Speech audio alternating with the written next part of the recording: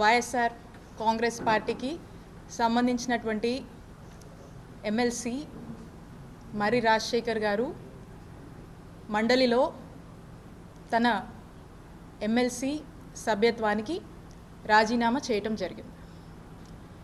నిన్న చూసాము, మరి రాజశేఖర్ గారు మా వైఎస్ఆర్ కాంగ్రెస్ పార్టీ సభ్యత్వానికి రాజీనామా చేయటం జరిగింది. ఈ క్రమంలో వారి మాటల్లో వారికి మా వైఎస్ఆర్ కాంగ్రెస్ పార్టీలో అనుకున్నంత గౌరవం దక్కలేదని, అలాగే మా వైఎస్ఆర్ కాంగ్రెస్ పార్టీలో వారు ఊహించినటువంటి పదవులు దక్కలేదని మరి రాజశేఖర్ గారు మాట్లాడడం జరిగింది. దీని మీద మీ ద్వారా ఇక్కడున్నటువంటి ప్రజలకు ఒక స్పష్టత ఇద్దామని చెప్పి మరి ఈ రోజున మేము మాట్లాడడం జరుగుతూ ఉంది.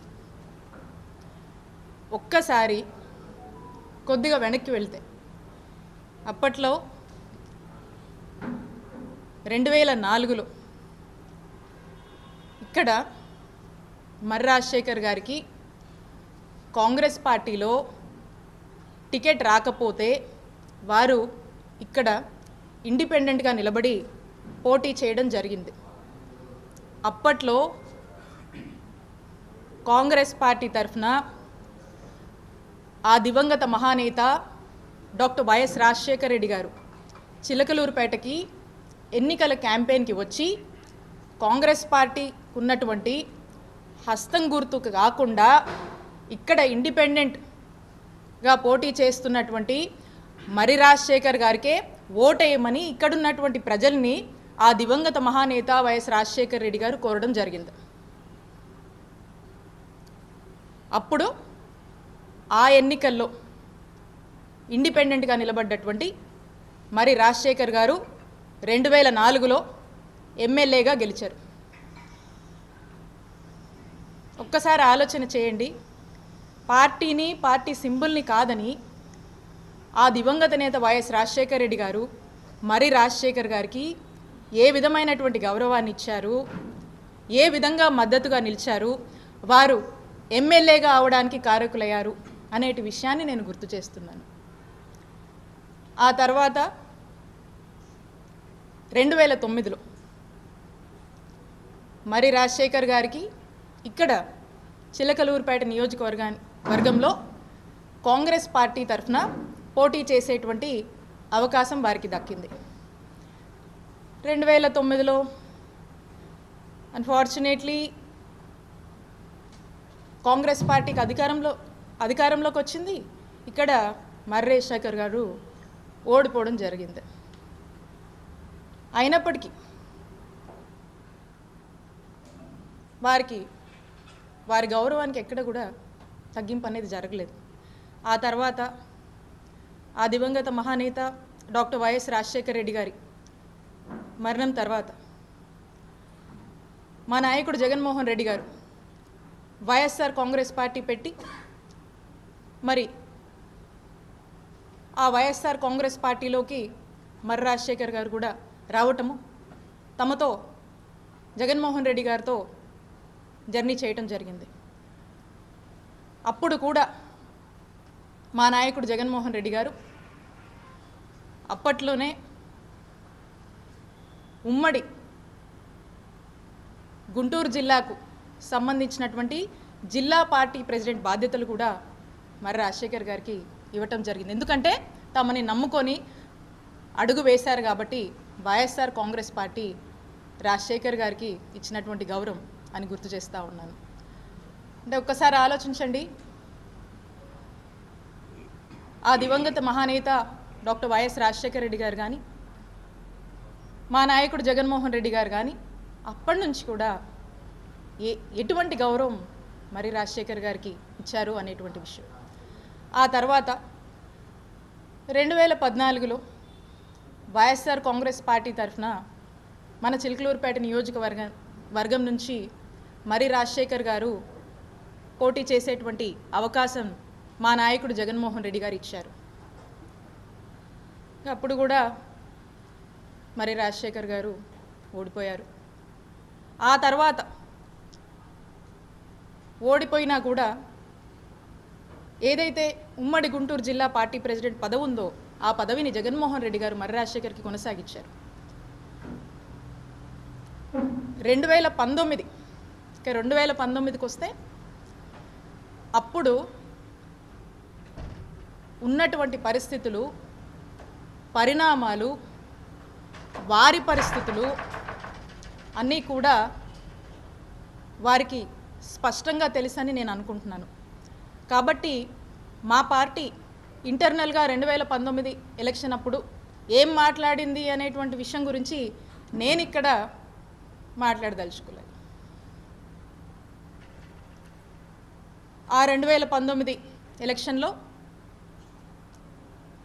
మా నాయకుడు జగన్మోహన్ రెడ్డి గారి ఆశీస్సులతో నేను మా చిలకలూరుపేట నియోజకవర్గంలో పోటీ చేసే అవకాశం నాకు దక్కింది. ఇక్కడున్నటువంటి మా వైఎస్ఆర్ కాంగ్రెస్ పార్టీకి సంబంధించినటువంటి మా నాయకులు, కార్యకర్తల కష్టంతో, మా నాయకుడు జగన్మోహన్ రెడ్డి గారి ఆశీస్సులతో, ఇక్కడున్నటువంటి ప్రజల దీవెనతో, ఒక మంచి మెజారిటీతో మొట్టమొదటిసారిగా వైఎస్ఆర్ కాంగ్రెస్ పార్టీ జెండాని ఈ నియోజకవర్గంలో 2019 ఎలక్షన్లో మేము ఎగురవేయగలిగాము. ఇది ఇక్కడ ఉన్నటువంటి ప్రతి ఒక్కరి కష్టమని నేను తెలియజేస్తున్నాను. ఇక్కడ ఉన్నటువంటి ప్రతి ఒక్క కార్యకర్త కష్టమని గుర్తు చేస్తున్నాను. అప్పుడు మా నాయకుడు జగన్మోహన్ రెడ్డి గారు ఆ 2019లో ఒక మంచి హ్యూజ్ మ్యాండేట్తో జగన్మోహన్ రెడ్డి గారు ముఖ్యమంత్రి అయ్యారు. పార్టీ అధికారంలోకి వచ్చింది. ఇక్కడ అప్పుడు కూడా మరి రాజశేఖర్ గారికి ఎంతో కీలకమైనటువంటి రీజనల్ కోఆర్డినేటర్ బాధ్యతల్ని మరి రాజశేఖర్ గారికి ఇచ్చి వైఎస్ఆర్ కాంగ్రెస్ పార్టీ గౌరవించింది. ఆఫ్టర్ ఎలక్షన్ కూడా ఆ తర్వాత వారికి మరి రాజశేఖర్ గారికి ఎమ్మెల్సీ పదవి ఇచ్చి శాసన మండలికి మా నాయకుడు జగన్మోహన్ రెడ్డి గారు పంపించడం జరిగింది. ఇది మరి రాజశేఖర్ గారికి మా నాయకుడు జగన్మోహన్ రెడ్డి గారు, మా వైఎస్ఆర్ కాంగ్రెస్ పార్టీ ఇచ్చినటువంటి గౌరవం అని గుర్తు చేస్తున్నాను. ఇక ఎమ్మెల్సీ విషయానికే వద్దాం.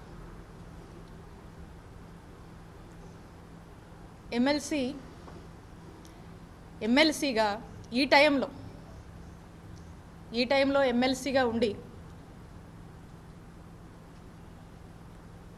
ప్రతిపక్ష పార్టీగా మనం ఉంటున్నటువంటి సందర్భంలో మరి ఈ ఎమ్మెల్సీని మరి రాజశేఖర్ గారు వైఎస్ఆర్ కాంగ్రెస్ పార్టీ తరఫున